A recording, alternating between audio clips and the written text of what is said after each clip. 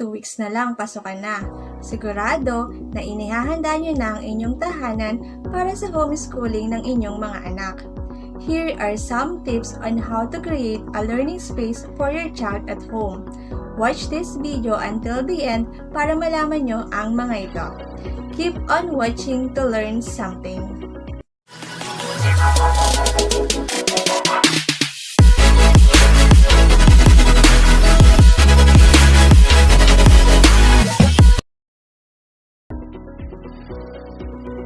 Hey guys! This is Teacher Sheshe once again and welcome back to my channel. If you haven't subscribed yet, please consider to subscribe and you can also hit the notification bell for an update sa mga latest kong video. Thank you!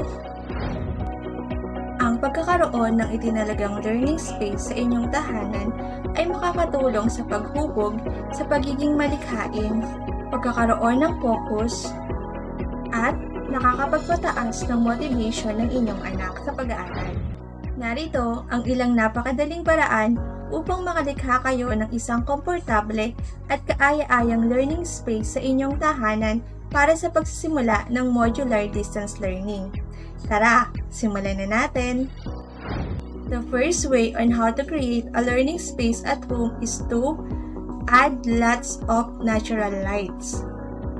Yung tinatawag po nating natural lights ay yung liwanag na natural na nanggagaling sa sikat ng araw o yung mga liwanag na nanggagaling sa labas ng ating mga tahanan. So yung kanilang learning space po ay maaari nyong ilagay sa malapit sa bintana or malapit sa pinto para nakakapasok po yung natural na liwanag na nanggagaling sa labas.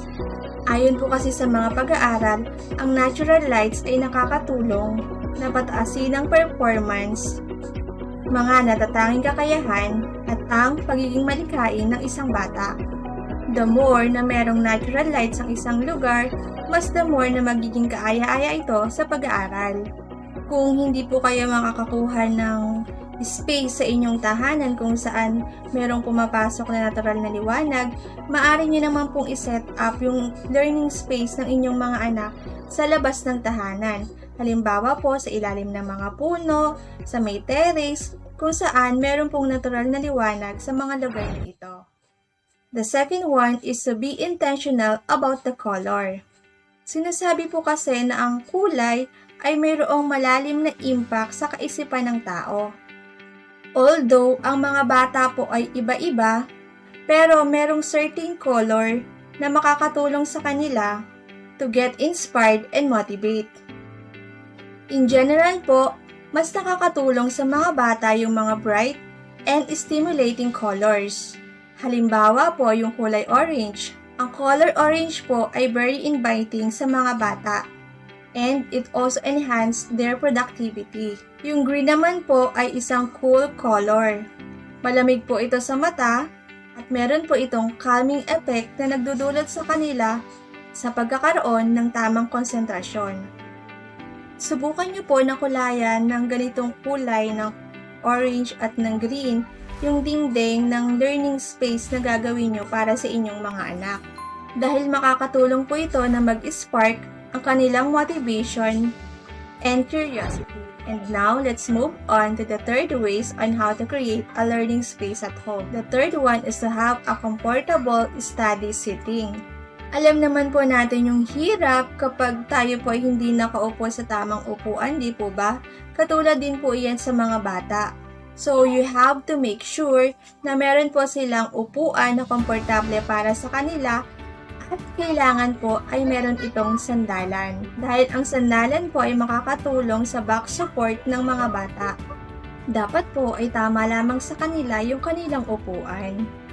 You can also make an option na maglagay pa po ng ibang upuan na pwedeng pagpalit-palitin kung napapagod na sila sa pagkakaupo para po magkaroon po sila ng laya sa kanilang paggalaw. And now, let's move on to the fourth ways on how to create a learning space at home. Number 4 is to keep things organized.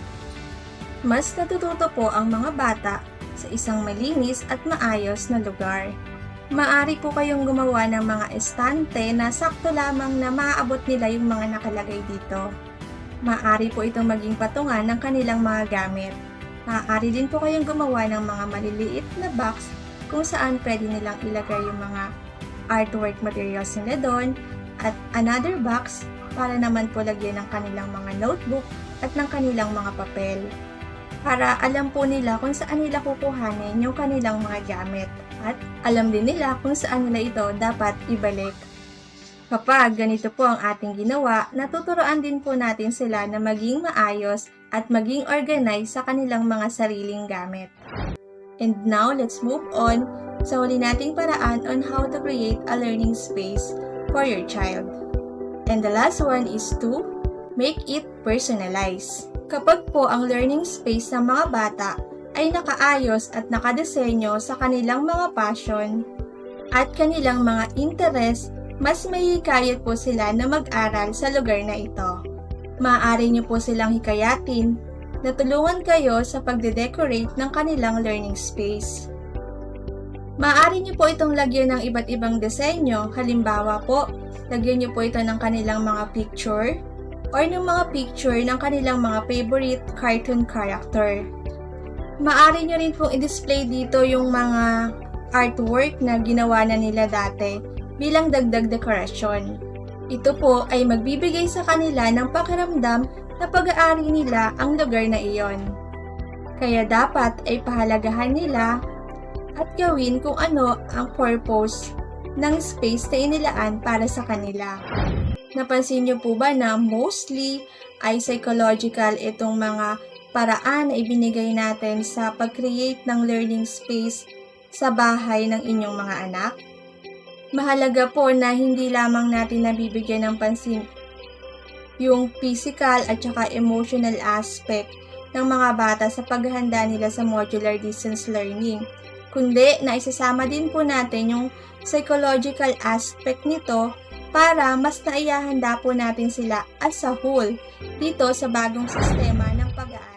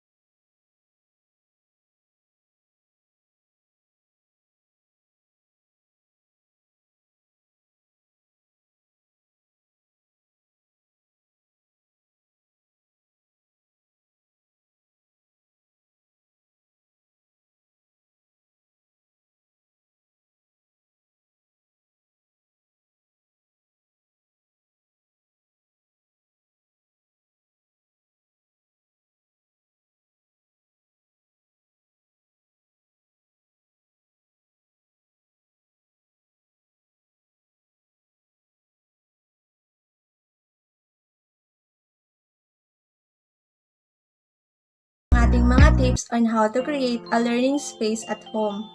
Kung meron po kayong mga tanong, comments, suggestion, any violent reaction, yan po ay welcome na welcome sa aking channel. Paki-comment nyo lang po sa baba para mapag-usapan natin sa mga susunod ko pang videos.